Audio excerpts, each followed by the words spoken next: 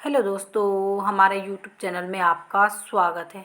शिक्षा विभाग से जुड़ी हुई कोई भी जानकारी होती है तो हम आप तक सबसे पहले पहुंचाने का प्रयास करते हैं।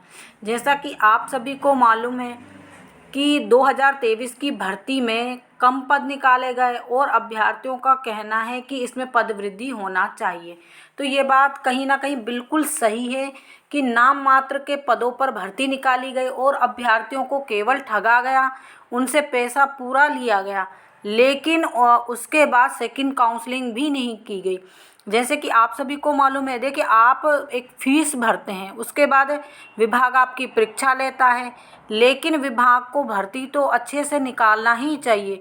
इतने कम पदों पर भर्ती निकाली, उसके बाद उन कम पदों में से भी केवल नाम मात्र के पदों पर ही पहली काउंसलिंग हुई और उसके बाद सेकंड काउंसलिंग तो हुई ही नहीं।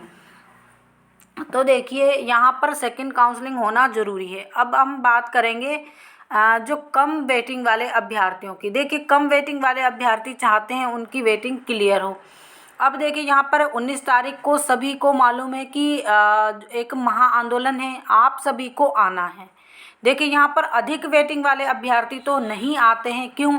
उन्हें मालूम है पद वृद्धि हो भी सकती है और नहीं भी, क्योंकि देखिए ये एक बिल्कुल सही फैक्ट है। जिनकी ज़्यादा वेटिंग है वो ये सोचते हैं कि हम क्यों जाएं। अगर वेटिंग ज़्यादा मतलब जैसे कि पद वृद्धि नहीं हुई तो जिनकी ज़्यादा वेटिंग है उनकी वेटिंग क्लियर होने की कोई संभावना नहीं है, तो वो नहीं आते हैं। लेकिन यहाँ पर एक फैक्ट आप ये देखिए, जिनकी कम वेटिंग है वो भी नहीं आते हैं। एक बार जिनकी अधिक वेटिंग है वो आ जाएंगे पद वृद्धि के लिए, लेकिन जिनकी वेटिंग कम है वो कभी भी आंदोलन में नहीं आते हैं।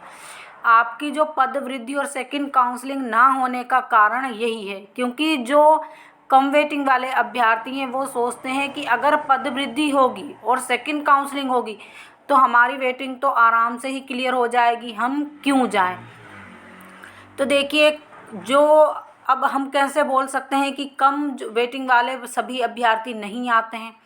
देखिए जैसे कि हमारा वीडियो चलता है, हमने देखा कि वीडियो में इतने लोगों ने हमें वॉच किया यानी देखा, तो उतने लोग क्या आंदोलन में आए? नहीं आए। 500 अभ्यर्थी भी आंदोलन में आ जाएं तो बड़ी बात दिखती है। तो यहाँ पर फिर सरकार क्यों पद वृद्धि करे, क्यों आपकी सेकंड काउंसलिंग करे? क्योंकि आप में एक जो ये कहा जाए कि सभी में एक गठबंधन होना चाहिए, या फिर आप कहें सभी में एक एकता होनी चाहिए। वो एकता कहीं नहीं दिखती है, क्योंकि जो कम वेटिंग वाले अभ्यर्थी हैं उनका मानना यही रहता है, हर बार वो बहुत कम उपस्थित होते हैं। फिर जिनकी बहुत अधिक वेटिंग है वो भी यही सोचते हैं। फिर जो बीच में अटके हुए हैं यानी जिनकी वेटिंग क्लियर हो भी सकती है और नहीं भी, वो हमेशा ही आंदोलन में आते हैं। तो यहाँ पर यही नहीं करना है। कम वेटिंग वाले ये ना सोचें, ज़्यादा वेटिंग वाले ये ना सोचें, और बीच में जिनकी वेटिंग है वो भी ये ना सोचें। सभी को एकजुट होकर आना है, मतलब आना है। इस बात को जिस दिन ठान लिया और जिस दिन हमने सोच लिया कि हमारी संख्या इतनी होना चाहिए। देखिए यहाँ पर जैसे कि सभी अभ्यर्थी जानते हैं कि जैसे कि विभाग 1-1.5 हज़ार पदों पर ही काउंसलिंग करवाना चाहता है। क्या केवल 1-1.5 हज़ार अभ्यर्थियों की वेटिंग कम है? नहीं, इससे ज़्यादा अभ्यर्थियों की वेटिंग कम है हर विषय में। दूसरी बात, जो 100 तक वेटिंग में है उन लोगों को तो आना चाहिए पद वृद्धि के लिए। क्यों?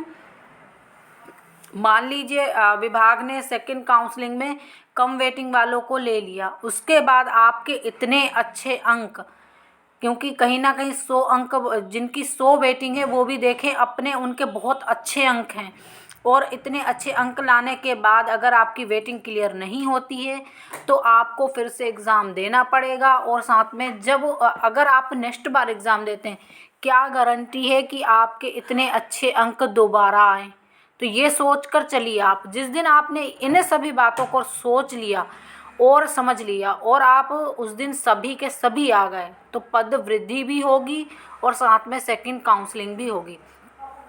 अब दूसरी बात, अभ्यर्थी सोचते हैं कि सेकंड काउंसलिंग के लिए हाई कोर्ट में केस लगा हुआ है, केस तो चलता रहेगा, लेकिन जो सरकार को देखिए सेकंड काउंसलिंग तो उतने ही पदों पर होगी। अगर हाई कोर्ट ने निर्णय दिया तो जितने सिर्फ आपके पद निकाले गए हैं, लेकिन अगर आप पद वृद्धि चाहते हैं तो फिर ज़रूर आइए, क्योंकि मान लीजिए यहाँ पर अगर 8,000 पद हैं, 8,000 पद हैं, तो क्या होगा, 8,000 पदों के लिए ही काउंसलिंग होगी। सेकंड, अगर मान लीजिए 8,000 में बहुत से अभ्यर्थी ऐसे होंगे जिनके अच्छे अंक हैं, लेकिन उनकी वो काउंसलिंग में सम्मिलित नहीं हो पाएंगे या उनकी वेटिंग क्लियर नहीं हो पाएगी। अगर पद वृद्धि होती है तो 8,000 मान लीजिए ये पद हैं और कुछ पद और बढ़ जाएंगे तो आपकी बहुत आराम से वेटिंग क्लियर हो जाएगी। तो आप हमारी बात आई होप समझ गए होंगे सभी अभ्यर्थी कि जिन लोगों के अच्छे अंक हैं लेकिन उनको वेटिंग क्लियर करवाना है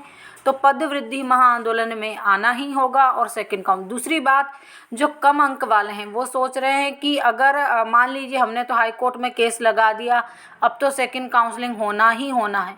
मानते हैं सेकंड काउंसलिंग होगी, लेकिन फिर भी आप लोगों को आना चाहिए। अगर देखिए हाई कोर्ट से निर्णय आने में समय लगता है और डीपीआई अगर जल्दी से जल्दी काउंसलिंग करवा दे तो उसमें 1-2 महीने का ही समय लगेगा। तो आप इस चीज़ को भी समझ गए होंगे हमारा कहने का क्या मतलब है। तो सभी अभ्यर्थियों से हमारा फिर से निवेदन है कि जो आपकी 19 तारीख को महाआंदोलन है, आप ज़रूर आइए और सभी अभ्यर्थी सम्मिलित हुए।